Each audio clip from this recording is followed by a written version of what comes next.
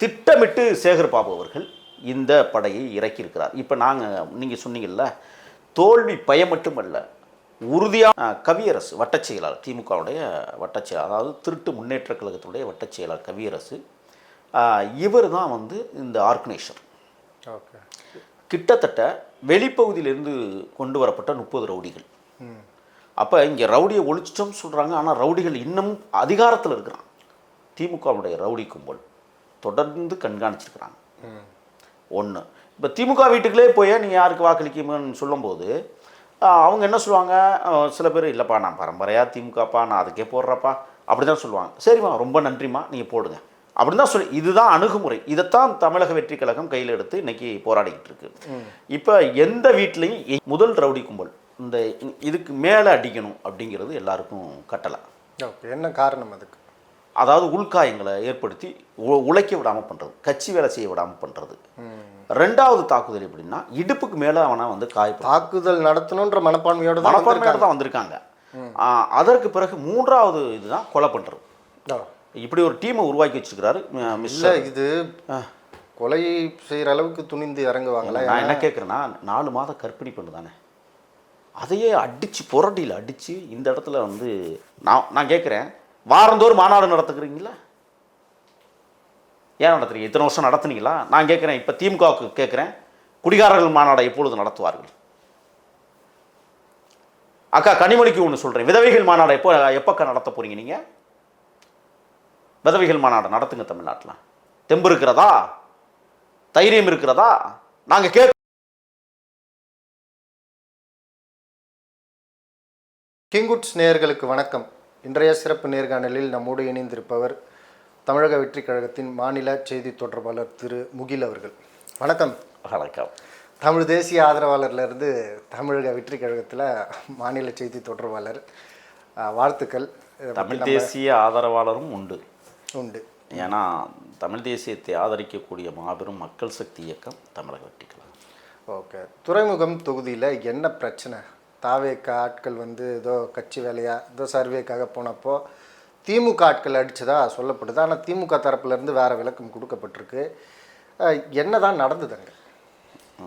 கலைஞர் கருணாநிதி வந்து கடலாடியை வென்றுவா காத்திருக்கிறேன் துறைமுகத்தில்னு முன்னாள் சபாநாயகர், முன்னாள் அமைச்சர் டாக்டர் காளிமுத்து, இன்னைக்கு சீமானுடைய மாமா, சீமான் மனைவியுடைய அப்பா, கடலாடி தொகுதியில் நிற்கும் போது ஒரு கட்டுரையை எழுதினார். உடன்பிறப்பே, உளுந்தம்பருப்பே, தோரம்பருப்பே, கருவாட்டு குழம்பே, கத்திரிக்காய் அப்படிலாம் எழுதுவார் அவர். அதில் இது ஒன்று துறைமுகம். ஓகே. அவங்க கோட்டைன்னு அவங்க நினச்சிக்கிட்டு இருக்கிறாங்க அந்த தொகுதியை. அவங்க கோட்டை தானே தொடர்ச்சியாக வெற்றி பெறுறாங்க. இல்லை, தமிழக வெற்றி கழகம் தொடங்கியதுக்கு பிறகு இப்போ அது ஓட்டையாக மாறி போச்சு. திமுக கோட்டையில் ஓட்டை. இப்போ அது வந்து ஒரு 50 ஆண்டு கால கட்சியை நிறைய முறை ஜெயிச்சு தமிழகத்தை ஆண்ட கட்சியை வந்து நேற்று வந்த தாவேக்கா வந்து ஓட்டையாக்கிடுச்சு அவங்க கோட்டையன்னா எப்படி இது ஏற்படுது? இல்லை, அதான் அதே துறைமுகத்தில் திமுக தோற்றுருக்கா இல்லையா சொல்லுங்கள். இல்லை, தாவேக்கா எல்லா இடத்துலையும் திமுக தோற்றுறன்ற பாணியில் பல கருப்பையாக வெற்றி பெற்ற தொகுதி, பல கருப்பையாக திமுகவை தோற்கடிச்சிருக்காரு. அதை நம்புறீங்களா?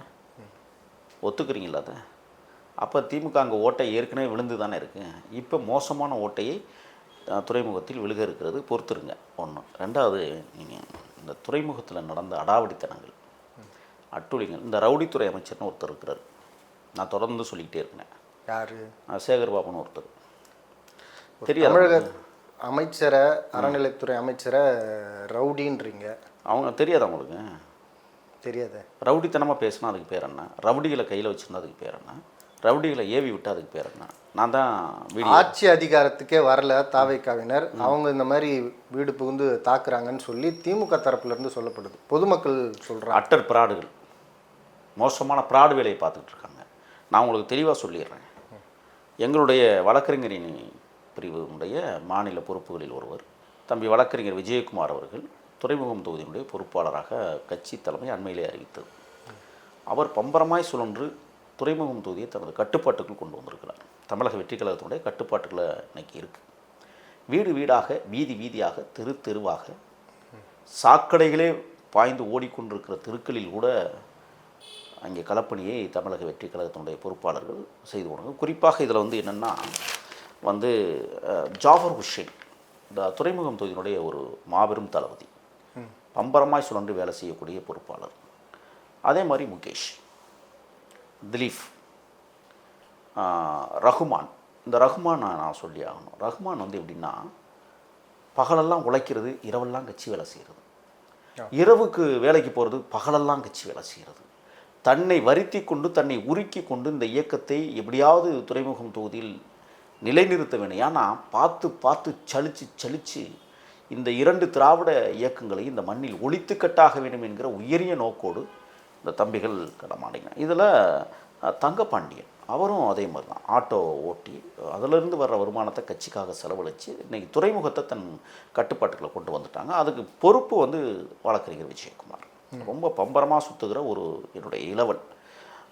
இதில் முக்கியமான தகவல் என்னென்னா, வந்து தங்கை பவானி 4 மாத கர்ப்பிணி. நான் போய் பார்த்தேன், எல்லாரையும் பார்த்தேன், சந்தித்தேன். இப்போ இதில் என்ன ஒரு செய்தினா, 60வது வட்டத்தில் 2 ரவுடி பொறுக்கிகள் இருக்காங்க. ஒன்று ஆசாத் பாய், இவர் வந்து அதிமுகவிலே ஒரு ரவுடியாக இருந்தவர், சேகர்பாபுக்கும் பக்கத்தில். இப்போ அவர் சேகர்பாபு திமுகவுக்கு வந்ததுக்கு பிறகு இவரும் திமுகவுக்கு வந்து இப்போ மாநகராட்சி கவுன்சிலராக இருக்கிறாரு. அவருடைய ஏற்பாட்டின்படி கவியரசு வட்டச் செயலாளர், திமுகவுடைய வட்டச் செயலாளர், அதாவது திருட்டு முன்னேற்ற கழகத்தினுடைய வட்டச் செயலாளர் கவியரசு, இவர் தான் வந்து இந்த ஆர்கனைசர். ஓகே. கிட்டத்தட்ட வெளிப்பகுதியிலிருந்து கொண்டு வரப்பட்ட 30 ரவுடிகள். அப்போ இங்கே ரவுடியை ஒழிச்சிட்டோம்னு சொல்கிறாங்க, ஆனால் ரவுடிகள் இன்னும் அதிகாரத்தில் இருக்கிறான். இல்லை, இது வந்து நிறைய விஷயங்கள் சொல்லப்படுது. தாவேக்காவினரை இந்த மாதிரி களப்பணியில் செய்கிறாங்க, இதை ரொம்ப நாளாக கண்காணிச்சுட்டு இருந்தா. ஆமாம், அதைத்தான் சொல்ல வரேன். 13 நாட்கள் அப்படின்னு ஒரு விஷயம் சொல்லப்படுது. ஆனால் திடீர்னு ஒரு கட்சி எப்படியும் பொதுவெளியில் வந்து பேச போகிறீங்க, இதெல்லாம் தெரியாதான் இந்த திமுகவுக்கு? அவ்வளோ ஒரு முட்டாள்தனமான அரசியலை முன்னெடுத்துருவாங்களா? அங்கே என்ன நடந்தது? ஏதோ ஒரு வார்த்தை இப்போ ஒரு 2 தரப்பு சந்திக்கும் போது ஏதாவது தாவேக்காவினர் ஏதாச்சும் வாய விட்டாங்களா அப்படின்ற விஷயத்தையும் நம்ம நான் உங்களுக்கு சொல்கிறேன். இந்த கவியரசுங்கிறவர் எங்களுடைய வழக்கறிஞர் விஜயகுமாரோட நெருங்கிய நண்பர் தான். அத்தனைக்கு அரசியலில் எல்லாம் சகசமாக பழகக்கூடிய நண்பர்கள். முன்பு உங்களுடைய அன்பு இளவல் வழக்கறிஞர் விஜயகுமார் திமுகவில் இருந்தவர் தான். ஆமாம், அங்கே இருந்து பணியாற்றியவர் தான். நீ இப்போ வந்து திமுகவுக்காக பணியாற்றியவர், திமுக உறுப்பினராக கூட இல்லை அவர். ஆமாம், திமுகவுக்காக பணியாற்றியவர். கட்சி ஆரம்பிச்சோன்னே இங்கே வந்துட்டார். அப்போ இப்போ அவங்களுக்கு வந்து சிம்ம சொப்பனமே விஜயகுமார் தான்.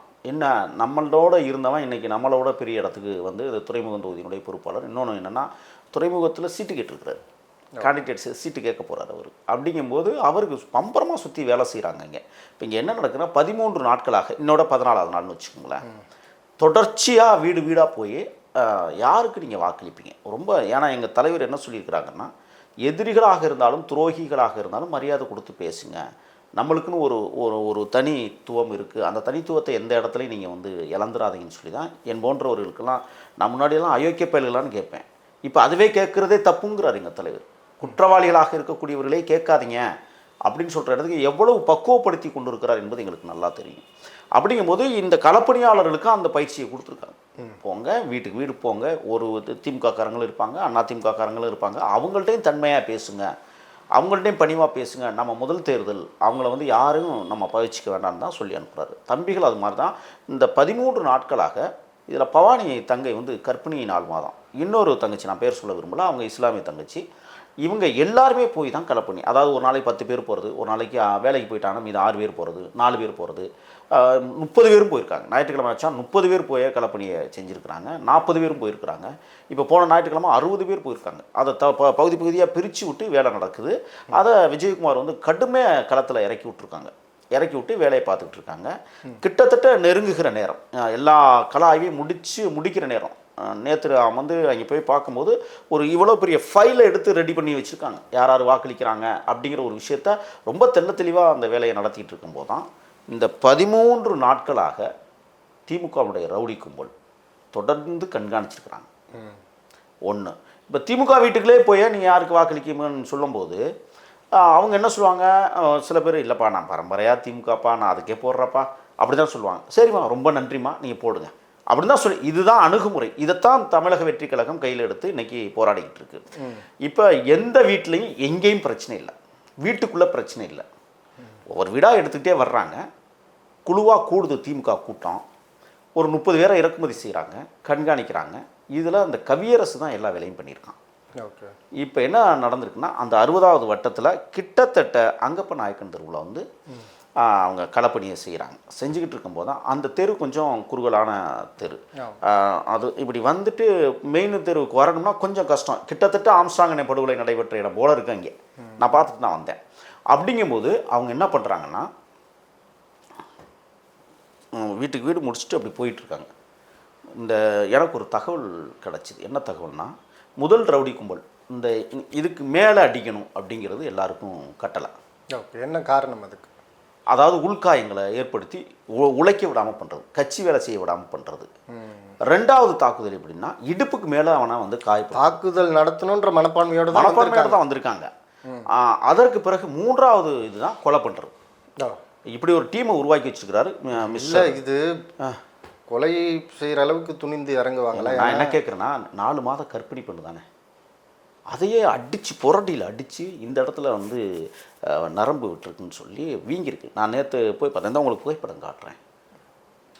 குப்பரிக்கை விழுந்திருக்காங்க. கர்ப்பிணியாக இருக்கிறவங்க ஒரு சின்ன புளியங்கொட்டை கூட வயிற்றில் படக்கூடாதுங்க 10 மாதத்துக்கு. உங்களுக்கு தெரியாத ஒன்றும் இல்லை, ரொம்ப பாதுகாப்புறோம். குப்பரிக்கை பிடிச்சி தள்ளியிருக்கிறாங்கன்னு சொன்னால் அப்போ திட்டமிட்டு படுகொலை செய்வதற்கான வேலையை தானே செஞ்சு பெண்களை தாக்க பெண்களை வர வச்சதாகவும்.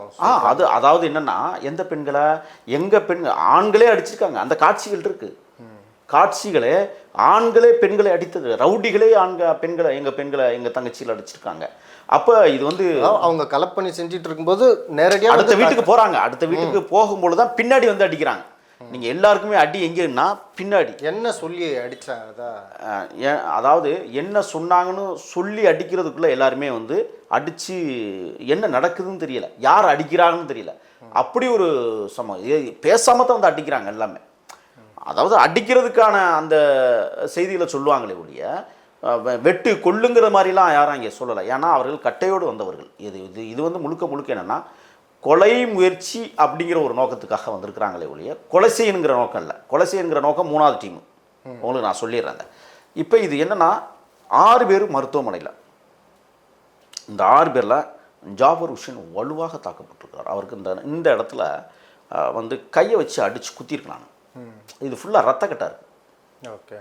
அடுத்து பார்த்தீங்கன்னா, தம்பி திலீஃபுக்கு வந்து ஃபிக்ஸே வந்துருச்சு. ஃபிக்ஸ் வந்து மரணத்தை தொட்டிருக்கான். ஓகே. அவன் உடம்பை பார்க்க சத்தியமாக சொல்கிறாங்க, தள்ளி விட்டால் செத்துருவான். அப்படியே உழைச்சி ஓடாய் போன தம்பியை அன்னைக்கு வலுக்கட்டாயமாக அடித்ததில் ஃபிக்ஸ் வந்து ரொம்ப ஒரு டேஞ்சரான ஒரு சூழலுக்கு போய் காப்பாற்றிருக்காங்க. அன்றைக்கி காப்பாற்றி வச்சுக்கிட்டு இருக்காங்க. மருத்துவமனையில் தான் எல்லாருமே இருக்காங்க, யாரும் டிஸ்சார்ஜ் ஆகலை. இப்படிப்பட்ட சூழலில் தான் இந்த சம்பவம் நடந்து கொண்டிருக்கிற போது காவல்துறையினுடைய அதிகாரி இதில் வந்து எப்படின்னா, B1 காவல் நிலையத்தினுடைய ஆய்வாளர் பிரபாகரன், அந்த பேருக்கு மரியாதை கொடுக்கணும்னு நினைக்கிறேன் நான். ஆனால் இழிவான மனிதராக அங்கே வேலை செய்திருக்கிறார்.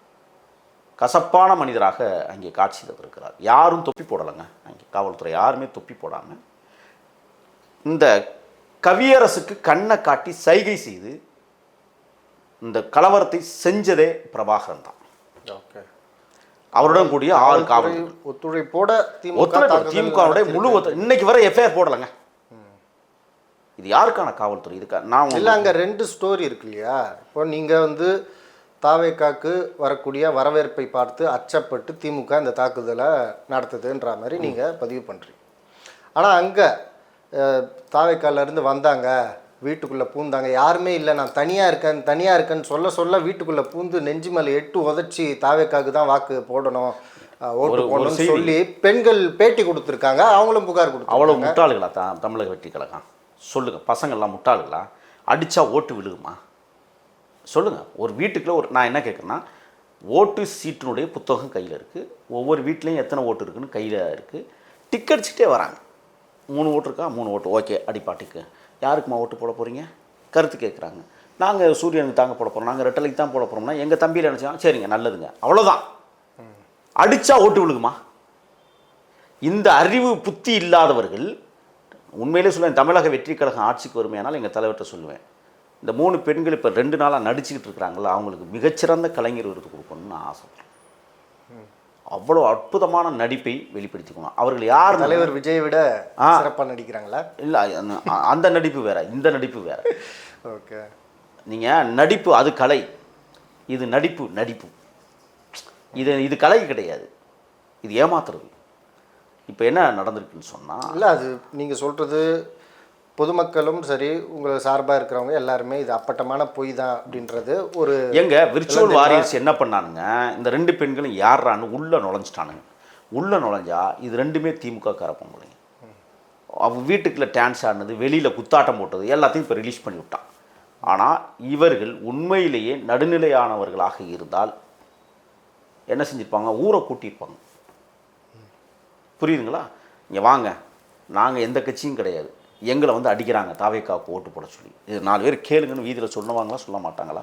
சரி, 1. 2வது, அடிபட்ட 24 மணி நேரம் கழிச்சு ஆஸ்பத்திரியில் போய் சேர காரணம் என்ன? இப்போ எங்கள் பசங்க அடிபட்டுட்டாங்க, உடனடியாக 1/2 மணி நேரத்தில் மருத்துவமனைக்கு கொண்டு போய் சேர்த்துருக்காங்க. நிறைய அந்த கற்பிணிக்கு ஏதாவது ஆபத்து வந்திருக்குன்னு சொல்லி உடனடியாக போய் அங்கே அனைத்து உதவிகளையும் செய்வதற்கு வழக்கறிஞர் விஜயகுமார் தலைமையில் அங்கே மிகப்பெரிய வேலையை நடத்துகிறாங்க. எப்படியாவது நம்ம பிள்ளைங்களை வந்து காப்பாற்றணும்னு. 24 மணி நேரம் கழிச்சு மருத்துவமனையில் போய் படுக்க வேண்டிய அவசியம். அந்த நீங்கள் இந்த பேண்டேஜெலாம் ஒட்டியிருக்காங்கல்ல, அதில் ஒரு துளி எங்கேயாவது பாருங்களேன், ஏதாவது ரத்தம், வடுக்கள், காயங்கள், அதெல்லாம் அடிபட்ட மூஞ்சி மாதிரியா தெரியுது, ஆடிவிட்டு வந்த மூஞ்சி மாதிரி தெரியுது.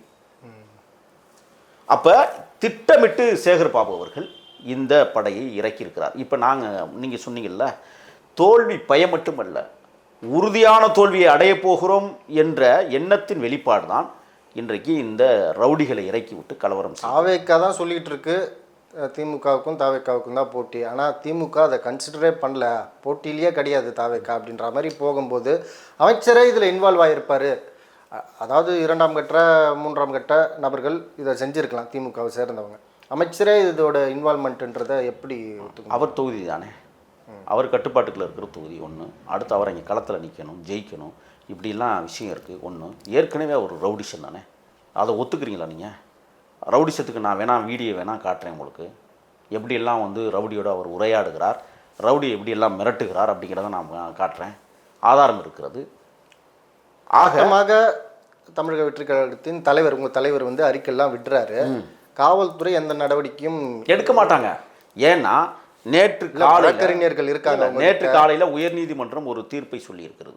90% காவலர்கள் திறமையற்றவர்களாகவும் லஞ்சம் வாங்கக்கூடியவர்களாகவும் தமிழ்நாட்டில் பணி செய்கிறார்கள். நான் சொல்லலை, உயர்நீதிமன்றம் நான் காட்டுறேன், ஒரு உத்தரவை பிறப்பித்திருக்கு. அப்போ 10% தான் சரியாக இயங்குறாங்க. அந்த 10% பேருக்கும் நாங்கள் தடை வழங்குகிறோம். இப்போ பிரபாகரன் போன்ற இந்த ஆய்வாளர்கள் இன்றைக்கு அங்கே இருக்கிற வட்டச் செயலாளர்களை மீறி தொகுதியினுடைய பொறுப்பாளர்களாக திமுகவிற்காக வேலை செய்கிறார்கள். வெக்கமா இல்லையா உங்களுக்குலாம்? அவமானமா இல்லையா? கேவலமா இல்லையா?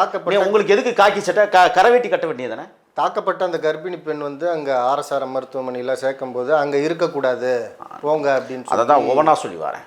3 மணிக்கு இந்த சம்பவங்கள் நடந்து கிட்டத்தட்ட 5 மணிக்கெல்லாம் மருத்துவமனைக்கு கொண்டு போயிட்டாங்க. மருத்துவமனையில் என்ன செய்யணும்? முதல்ல பதிவேட்டில் பதிவு செய்யணும். அதுக்கப்புறம் ஏஆர் போடணும். அதுக்கப்புறம் மருத்துவமனைக்கு உள்ளே கொண்டு அவர்களுக்கான பரிசோதனைகள் நடக்கும். இந்த இடங்களில் காயம் போட்டிருக்கு, அதுக்கு அடுத்த கட்டமாக ஈஸியாக எடுக்கணுமா, இல்லை வந்து ஸ்கேன் எடுக்கணுமா, அது நிறைய சிஸ்டம் இருக்குது அதில். இப்போ அங்கே என்ன நடக்குன்னா, அடிபட்டிருக்கா, ஓகே, இதுவரை பதிவேடே பதிவலை. அதை எங்கே? ஸ்டான்லி மருத்துவமனையில்.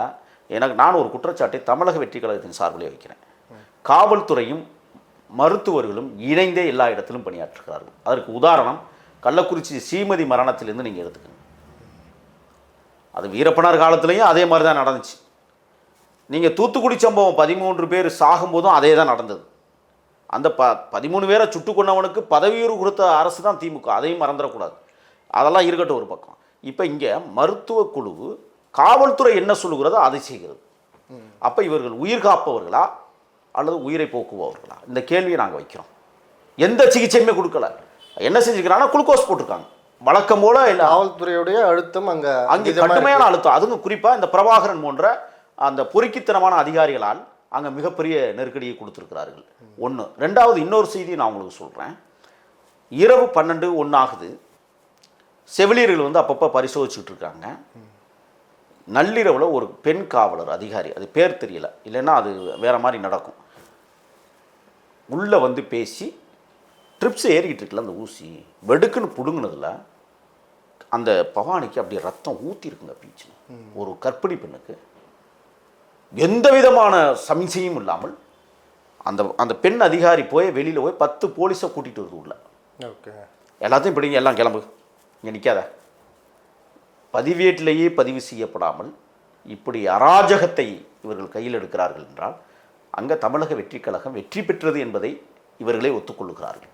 இப்போ என்ன நடந்திருக்கு, வீதியில் வந்து கீழே இறங்கி மேலே இருந்தவங்களை கீழே வலுக்கட்டாயமாக இறக்கி நடுரோட்டில் விட்டு போயிட்டாங்க காவல்துறை. என்ன செய்வதுன்னு அறியாமல் அங்கே மருத்துவமனையிலேயே இருந்தால் அது பதிவு செய்யப்பட்டு வழக்காக எடுக்கணும். துறை வழக்கு பதிவு செய்யணும்ல, அதை தவிர்ப்பதற்காக இந்த வேலை. அடுத்து என்ன செய்கிறாங்கன்னா, எங்களுடைய வழக்கறிஞர் மரியாதைக்குரிய விஜயகுமாருக்கு உடனே தொடர்பு கொள்கிறாங்க.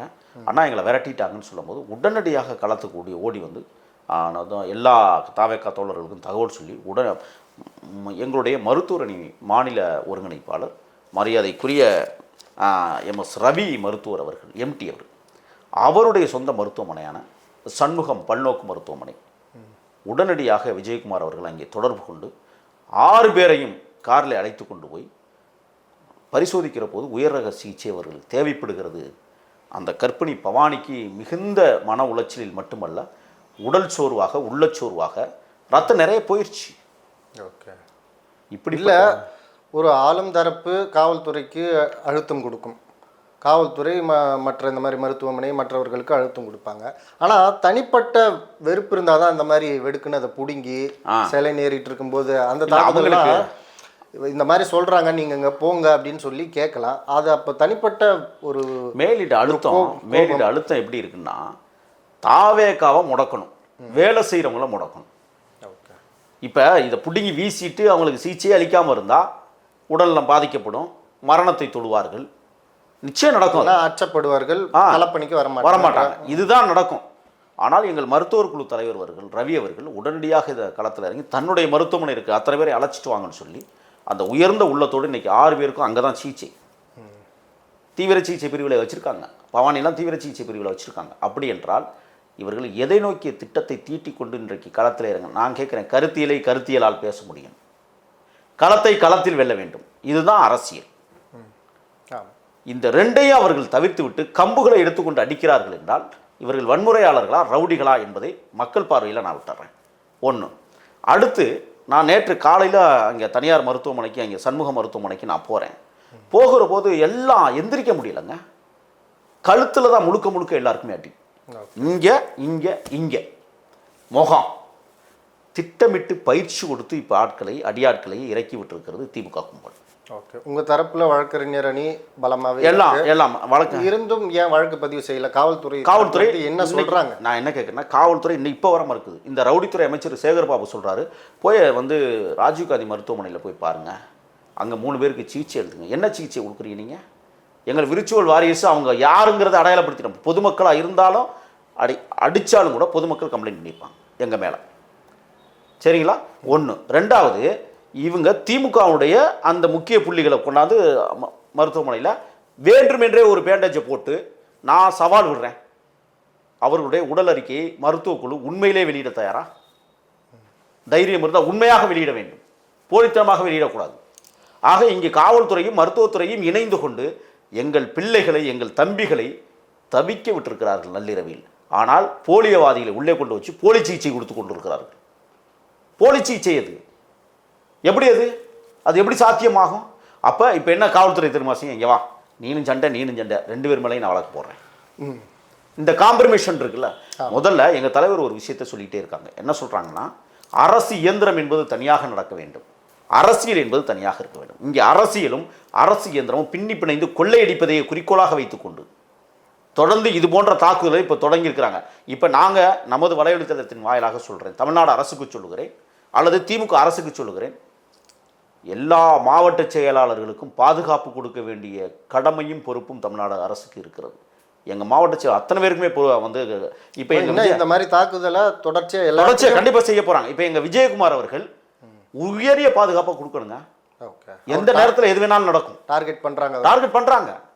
அப்போ இவங்களுடைய நோக்கம் என்னன்னா, திறம்பட செயலாற்றக்கூடியவர்களை சிதைக்க வேண்டும் அப்படிங்கிற நோக்கத்தில் இல்லை தாவேக்காவில் இந்த மாதிரி எப்படி சொல்கிறது, இந்த தொகுதியில் போட்டின்னு நான் விருப்பப்பட்டு தலைமைக்கிட்ட பேசினா பணம் கேட்குறாங்க, தாவேக்கா தலைமை புஷி ஆனந்த் கேட்குறாரு அப்படின்ற மாதிரி செய்திகள் வருது. திமுக வந்து அவர்களுக்கெல்லாம் அவங்கள வந்து பணம் கொடுத்து பர்ச்சேஸ் பண்ணி அவங்களுக்குள்ளே இணைச்சிக்கிறாங்க அப்படின்ற மாதிரி ஒரு செய்தி போயிட்டே இருக்குது. ஆனால் இவங்க தமிழகம் முழுக்க திட்டமிட்டு இந்த மாதிரி தாக்க போகிறாங்க அப்படின்ற மாதிரி நீங்கள் சொல்கிறீங்க. அது திமுகவுக்கே ஒரு பின்னடைவா ஆகும்ட்டு திமுக யோசிக்காதா? இல்லை, நீங்கள் அவங்களுக்கு அதிகாரத்தை கைப்பற்ற வேண்டும் என்றால் அவர்கள் எந்த எல்லைக்கும் சொல்லுவார்கள். அதற்கு நிறைய எடுத்துக்காட்டு எங்களால் சொல்ல முடியும். எங்கள் கருப்பர் நகரத்தின் தங்கத்தலைவன் ஆம்ஸ்ட்ராங்கை நாங்கள் பறி கொடுத்துட்ருக்கோம். அந்த விஷயத்தில் இது அரசியல் படுகொலை என்பது நமக்கு நன்றாக தெரியும். இன்றைக்கி வர வந்து சம்பவம் செந்தில கைது செய்ய துப்பற்ற அரசு, கேடுகட்ட காவல்துறை, துப்புக்கட்ட காவல்துறை இயங்கி கொண்டிருப்பதை நாம் பார்க்க முடிகிறது. ஆனால் இன்றைக்கி இந்த விஷயத்தில் தாவேக்காவில் யாரெல்லாம் களப்பணி ஆற்றுறாங்களோ அவர்களை கண்காணிக்கிற வேலையை இன்றைக்கு உளவுத்துறை செய்து கொண்டிருக்கிறது. சிறப்பாக களப்பணி ஆற்று. அதற்கு எப்படி நீங்கள் வந்து போய் தேடுறீங்க, பிடிக்கிற மாதிரி பாவலை பண்ணுறீங்க, நடிக்கிறீங்க. ஆனால் ஒரு மாபெரும் படுகொலை நடைபெற்ற இந்த மண்ணில் குற்றவாளிகளை கைது செய்வதற்கு துப்பு இல்லை. இன்னைக்கு வர அந்தா பிடிச்சிட்டேன், இந்தா பிடிச்சிட்டேன், அந்த நெருங்கிட்டோம், இந்த நாட்டில் இருக்கிறான், அந்த நாட்டில் இருக்கான். இது அதற்கு பிறகு இப்பொழுது என்னாச்சு? சிபிஐ விசாரணை கேட்டதற்காகவே 3 முறை உச்சநீதிமன்றத்தில் போய் அந்த நீதியை உடைத்து கொண்டு வந்த அரசு இந்த திமுக அரசு. உங்களுக்கு பயம் இல்லை? தைரியமாக அந்த கேஸை வந்து நடத்த வேண்டியது தானே. ஆக இவர்கள் திட்டமிட்டு படுகொலைகளில் இறங்கியிருக்கிறார்கள். எங்களது தமிழ்நாடு முழுவதும் இருக்கிற எங்களது மாவட்ட செயலர் 142 பேருக்கும் உயரிய பாதுகாப்பை கொடுக்க வேண்டும். அரசு அது தவறுமையானால் எந்த மாவட்ட செயலருக்கு ஏதாவது ஆயிடுச்சுன்னா தமிழகம் தாங்காது. அதையும் சொல்லிடுறேன், எச்சரிக்கையோடு தான் சொல்கிறாங்க. தமிழக வெற்றிக் கழகம் வன்முறையில் இறங்கும். வன்முறையில் இல்லை, சட்ட ரீதியாக எங்களுக்கு வழக்கறிஞர் பிரிவு மிகப்பெரிய அணி, சாதாரண அணி இல்லை. ஒவ்வொரு வழக்கையும் நாங்கள் நீதிமன்றத்திலிருந்து தான் பெற்றிருக்கிறோம். எங்கேயாவது வன்முறையை திறந்துருக்கிறோமா? எங்கேயாவது வன்முறையை தொற்றுக்கிறோமா? நாங்கள் ஒரு எடுத்துக்காட்டு எங்கேயாவது சொல்லுங்கள் பார்ப்போம். எங்கள் களம் வேறு மாதிரி, உங்கள் மாதிரி இல்லை. நாங்கள் வேறு மாதிரி தீர்வை நோக்கி நகர்கிற மாபெரும் மக்கள் சக்தி இயக்கமாக தமிழக வெற்றி கழகம் தமிழ்நாட்டில் பரிணமித்து வளர்ந்து கொண்டு 2026 முதலாக எங்கள் தலைவர் முதலமைச்சர் பொறுப்பை ஏற்க இருக்கிறார். மிகுந்த நம்பிக்கையோடு தமிழ்நாட்டு மக்களே காத்திருக்கிறார்கள். 1% வாக்குகள் வரும், 10லேருந்து 12. வியூகங்கள்லாம் நீங்கள் கை, ஆனால் வெற்றி பெற வாய்ப்பு இல்லைன்னு தான் பரவலாக பேசப்படுது. இந்த வியூகங்கள்லாம் கைவிட்டுருங்க. 10% எப்படி உங்களுக்கு தெரியும்? யாரை போய் விசாரிச்சாங்க? நாங்கள் கிராமங்களில் களமாடக்கூடியவர்கள், தமிழ்நாடு முழுக்க சுற்றி வந்துக்கிட்டு இருக்கேன். எங்களுக்கு தெரியும் இந்த களம் எவ்வளவு சிறப்பாக அமைந்து கொண்டிருக்கிறது, எப்படி போயிட்டுருக்குன்னு எங்களுக்கு தெரியும். நான் கேட்குறேன், வாரந்தோறும் மாநாடு நடத்துக்கிறீங்களா? ஏன் நடத்துறீங்க? இத்தனை வருஷம் நடத்துனீங்களா? நான் கேட்குறேன், இப்போ திமுகவுக்கு கேட்குறேன், குடிகாரர்கள் மாநாடை எப்பொழுது நடத்துவார்கள்? அக்கா கனிமொழிக்கு ஒன்று சொல்கிறேன், விதவைகள் மாநாடை எப்போக்கா நடத்த போகிறீங்க? நீங்கள் விதவைகள் மாநாடு நடத்துங்க. தமிழ்நாட்டில் தெம்பு இருக்கிறதா? தைரியம் இருக்கிறதா? நாங்கள் கேட்குறோம். இப்போ ஆட்சிக்கு வருவதற்கு முன்னால் நீட்டை பற்றி பேசிய பெருமக்கள், இந்த வாய்களையே பேசிய முதலமைச்சர் அவர்களும் துணை முதலமைச்சர் அவர்களும் பேசிய பேச்சுக்கள் இடத்துல ரெக்கார்டாக இருக்கு, நான் வச்சிருக்கேன். ஏமாற்றுகிறதே திட்டம், கொள்ளையடிப்பதே குறிக்கோள் என்கிற நோக்கத்தோடு இன்றைக்கு திராவிட முன்னேற்ற கழகம் என்கிற திருட்டு முன்னேற்ற கழகம் தமிழ்நாட்டில் கலவரத்தை உருவாக்குவதற்கு நாங்கள்லாம் இப்போ என்ன யோசிக்கிறோம் தெரியுமா? இப்போ நேற்று செங்கல்பட்டில் வந்து கூடினாங்கல்ல திமுக, எவ்வளோ பேர் கூடினாங்க? எல்லாமே காசு கொடுத்து கூட்டிகிட்டு வந்தாங்கங்கிறது நமக்கு தெரியும். நாளை காசு கொடுக்காத கூட்டம் கூடுகிறது. 5000 பேர் தான் அனுமதி. உங்களுக்கு 1 லட்சம்னு சொல்கிறீங்க, எங்களுக்கு 5000 பேர் தான் அனுமதினா சட்டம் யாருக்கானது? உங்களுக்கு மட்டும் எப்படி 1 லட்சம் பேர் கூடணும்? ஏன்னா எங்களது வெற்றியை நீங்கள் தடுக்க முயல்கிறீர்கள். ஒன்றே ஒன்று சொல்கிறேன், எங்கள் சம்பத்து அவர்கள் சொல்லுவார், பரப்புரை செயலாளர், சீப்பை ஒழிச்சிட்டா கல்யாணம் நிற்காது தம்பி. இதுதான் விஷயம். நீங்கள் விசிலை ஒழித்தாலும், விசிலை மடக்கினாலும், விசிலை கொண்டு போய் காணாமல் பண்ணினாலும் மக்கள் தீர்க்கமாக இருக்கிறார்கள். விசிலுக்கே வாக்கு என்கிற ரீதியில் மக்கள் இன்றைக்கு ஒரு சேர்ந்து எங்கள் தலைவர் சொன்னதை போல திமுக குடும்பத்துக்குள்ளே எங்களுக்கு வாக்கு இருக்குது. ஓகே, இறுதியாக ஒரு கேள்வி. களப்பணி சிறப்பாக ஆற்றக்கூடிய தாவேக்கா கட்சி நிர்வாகிகள், தொண்டர்கள், நீங்களே பட்டியலிட்டு சொன்னீங்க, ஒரு சில பேர் ரொம்ப கடுமையாக உழைக்கிறாங்கன்னு சொல்லி. ஆனால் விஜய் அவர்கள் கட்சிக்காக எந்த உழைப்பையும் போடாமல் அவர் வந்து மேடை ஏறினால ஒரு 5 நிமிஷம் 10 நிமிஷம் தான் பேசுகிறாரு. அதுவும் எழுதி கொடுக்குறத பேசுகிறாரு, பத்திரிகையாளர்களை சந்திக்கலை, திறன்பட அரசியல் செய்யலை அப்படின்ற குற்றச்சாட்டு இருந்துக்கிட்டே இருக்குது. கட்சி நிர்வாகிகள் செய்கிற அரசியலை குறைஞ்சபட்சம் உங்கள் தலைவர் செய்யவே இல்லைன்ற அந்த குற்றச்சாட்டை நீங்கள் எப்படி பார்க்குறீங்க? தலைவர் பம்பரமாய் ஒரே ஒரு செய்தி சொல்கிறேன், 24 மணி நேரத்தில் அவர் தூங்குவதே அரிதிலும் அரிதான். நான் ஏன்னா எல்லாம் பார்த்துக்கிட்டு இருக்கிறோம். நான் அரிதிலும் அரிது. நேற்றைய தினம் பார்த்தீங்கன்னா இருக்கிற எல்லா மாவட்ட செயலர் நேற்று காலையில் பேச தொடங்கி இரவு வரை அந்த அந்த என்ன பேசுகிறாங்க தலைவர் எல்லாரையும் கூப்பிட்டு அழைச்சி பேசி எப்படி களமாடணும், எந்த மாதிரி கொண்டு போகணும். நான் என்ன சொல்கிறேன்னா, நேரடியாக களத்துக்கு வந்து தான் போராடணுங்கிறது. விஜய் அவர்களுடைய முன்னாள் மேனேஜர் செல்வகுமார் அவர் வந்து மிகப்பெரிய சோம்பேறி விஜய் அவர்கள், அவர் கூடவே இருந்து பார்த்துருக்கேன்னு வெளில பேசிகிட்டு இருக்கு. எதை வேணாலும் பேசுவார். திமுகவில் சேர்ந்தவர் தானே அவர். எதை வேணாலும் பேசுவார், பேச வைப்பாங்க. அதுக்கெல்லாம் நாங்கள் பதில் சொல்ல வேண்டிய அவசியம் இல்லை எங்களுக்கு. தலைவர் மிக சிரமப்பட்டு திறம்பட செயலாற்றி கொண்டிருக்கிறார். நாளைக்கு சேலம் மதுரை இருக்கிறது, வெறும் 5000 பேர் தான் கூட போகிறாங்க. ஆனால் உலகம் முழுவதும் 5 கோடி பேர் அதை பார்க்க இருக்கிறார்கள். கேள்வி கேட்குற நீங்களும் நாளை உற்று நோக்குவீர்கள் என்ன பேச போகிறார் என்பது எங்களுக்கு தெரியும். ஆகையால் நாங்கள் என்ன சொல்கிறோம், நீ 5000 பேரை தான் கொண்டு விசிலுக்கு திடலில் தடை, சரிங்களா? கபடியை தடை பண்ணுங்கப்பா. விசில் இல்லாமல் கபடி நடக்காது. தடை பண்ணிடுவீங்களா? விசில் இல்லாமல் தொடர் வண்டி இயங்காது. அங்கேயோட என்ன செய்வீங்க? புது வகை மிஷினை கண்டுபிடிச்சி கொண்டாந்து ஒப்படைப்பீங்களா? இந்திய அரசுக்கு சொல்லுவீங்களா? கேடு கெட்டவர்கள். ஒரு சின்னத்தை 5 ரூபா விசிலுங்க. நீ ஒவ்வொரு கூட்டத்துக்கும் ஒன்றா கிட்டத்தட்ட 100 கோடி செலவழிக்கிறாங்க, தெரியுமில்ல உங்களுக்கு? ஒரு ஆளுக்கு 1000 ரூபாய். ஒரு ஆளுக்கு 1000 ரூபாய். கடைசி என்ன பண்ணுறான்? கூட்டம் முடிகிறதுக்கு முன்னாடியே வாழைத்தார்களை வெற்ற திருட்டு கூட்டமாக இருக்குது. கூட்டம் நடந்துகிட்டு இருக்கும்போதே போய் குடியிறாத கூட்டமாக மாறுது. கேவலமானவர்கள், அருவருப்பவர்கள் 100-110 கோடி செலவழித்து இந்த கூட்டத்தை கூட்டுகிறார்கள் என்றால் அது தாவேகா தமிழக வெற்றி கழகம் திமுகவை தில்லாட வைத்திருக்கிறது. ஆகையால் தினந்தோறும் பொதுக்கூட்டம், தினந்தோறும் மாநாடு என்ற இடத்திற்கு தள்ளப்பட்டிருக்கிறார். இதுக்கு முன்னாடி இப்படி ஒரு மாநாடுகளை பார்த்தீங்களா? நீங்கள் எங்கேயாவது அறிஞ்சிங்களா திமுக அத்தனை மாநாடு நடத்தும்னு? பயத்தை உருவாக்கி வைத்திருக்கிறோம்.